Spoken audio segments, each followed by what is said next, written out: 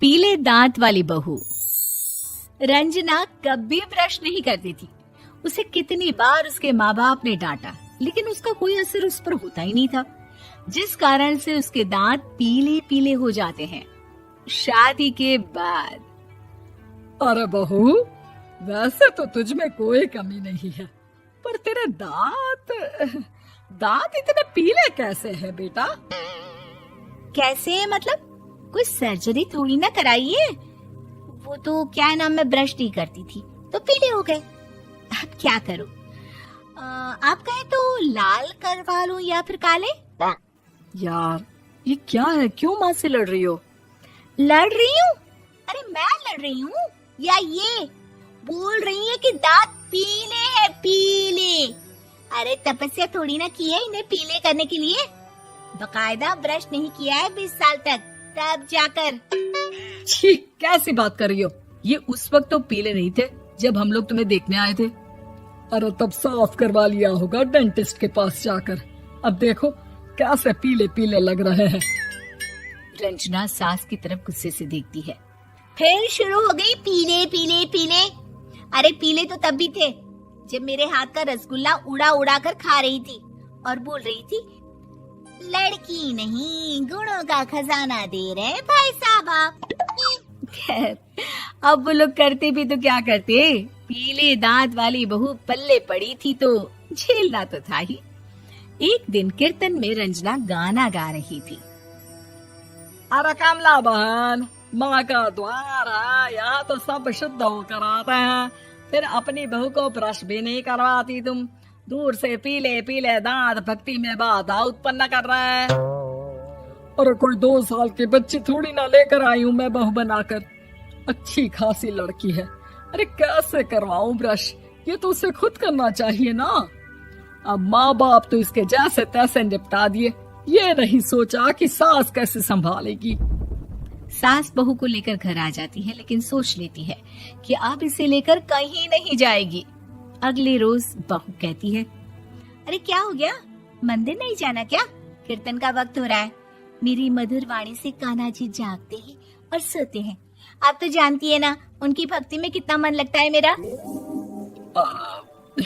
वो क्या है ना, तबीयत ठीक नहीं लग रही है मेरी, आराम करूंगी मैं। तबीयत ठीक नहीं लग रही?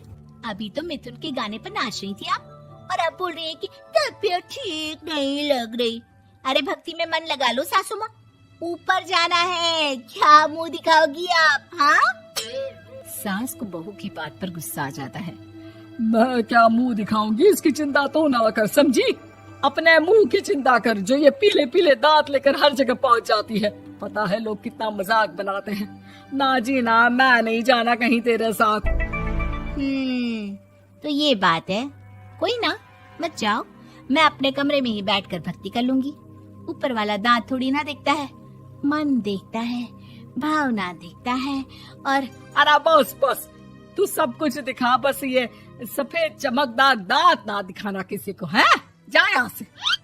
बहू को सास की बात का कोई फर्क नहीं पड़ता, वो तो जैसी थी वैसी ही रह जाती है। सुबह नहाकर किचन में खाना बनाना, फिर खाना खाना, कीर्तन भजन करना और सो जाना। एक दिन, माँ जी मैं सहेली के घर जा रही हूँ, शाम को लेट आऊंगी। हाँ हाँ तो जाना, मैंने कौन सा तेरी आरती करनी है घर पर बैठकर। रंजना सहेली के घर जाती है, जहाँ वो पार्टी में जाने की तैयारी कर रही होती है। अरे शिखा, कहाँ जाने की तैयारी कर रही है? मैं गलत वक्त पर आ गई क्या? अरे नहीं यार, उल्टा सही वक्त पर आ गया। मैंने ये साड़ी और ज्वेलरी निकाली है यार, शाम को इनके ऑफिस की एक पार्टी में जाना है। बताना कैसा लग रहा है ये सब? नहीं यार, इस ड्रेस के साथ तो वो वाली ज्वेलरी अच्छी लगेगी। हाँ हाँ सही बोल रही है, मैंने ध्यान ही नहीं दिया। वैसे तो हमेशा से मस्त फैशन सेंस रखती है। तो बड़ा जाती होगी ना पति के साथ पार्टी में। रंजना कुछ नहीं बोलती, बस सोचती है कि यार काश ये बात सही हो जाती, पर मैं क्यों नहीं जाती पार्टी में? क्या इन लोगों की कोई पार्टी होती नहीं होगी? रंजना घर आती है और रात में पति से सवाल करती है, एक बात बताइए, आप मुझे किसी पार्टी में क्यों नहीं ले जाते? क्या आपके यहाँ ऑफिस में पार्टी नहीं होती? पति बेचारा क्या कहता कि दांत पीले हैं तुम्हारे इसलिए। अरे कोई पार्टी होती नहीं हम लोगों के ऑफिस में, तो कहाँ से लेकर जाऊं? और मार्केट, मॉल, कहीं वीकेंड घूमना, कहीं तो। अरे यार, सारे हफ्ते में एक छुट्टी मिलती है, तो सोचता हूँ कि आराम ही कर लूं। क्यों? रंजना मन मार के रह जाती है। पहले कभी सास के साथ मंदिर जाया करती थी, लेकिन वो भी सास ने ले जाना बंद कर दिया। घर बैठी बैठी रंजना बोर हो जाती है। तभी उसे आइडिया आता है और वो मायके जाने का सोचती है। सासू माँ, 2 दिनों के लिए मम्मी के घर जा रही हूँ। अच्छा अच्छा, ठीक है, आराम से जा। और हाँ, माँ से कुछ अच्छी आदत सीख कर आना कि कैसे शरीर के हर भाग की तरह दांतों की सफाई भी जरूरी होती है, समझी?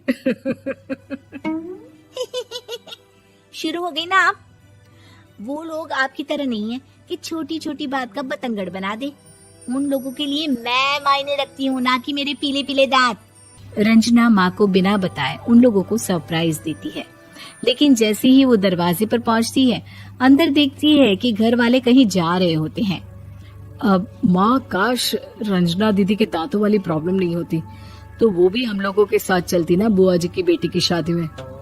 हाँ बेटा, लेकिन अब उसे कौन समझाए कि उसको उसके पीले दांत नहीं दिखते, लेकिन उसके आसपास के लोगों को कितना एम्बैरेसिंग फील कराते हैं। मुझे तो कितनी बार उसके स्कूल की टीचर ने शिकायत की कि उसके साथ कोई लड़की बैठना भी नहीं चाहती, और ना ही कॉलेज में कोई उससे बात करना चाहता था।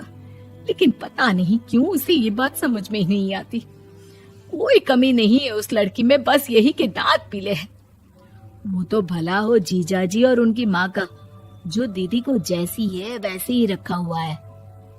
रंजना को अपने घर वालों की बात सुनकर बहुत दुख होता है। वो सोचती है कि वो क्या करे, लेकिन फिर वो सीधा डेंटिस्ट के पास जाती है, अपने दांत चमकाती है और कसम खाती है कि वो रोज ब्रश करेगी। अरे क्या हो गया? तुम तो 2 दिनों के लिए गई थी ना, पर कोई ना, अच्छा है, चलो आ गई तो। रंजना सास के सामने आकर खड़ी हो जाती है और पूरी स्माइल करती है, उसके चमकदार दांतों को दिखाती हुई। हैं?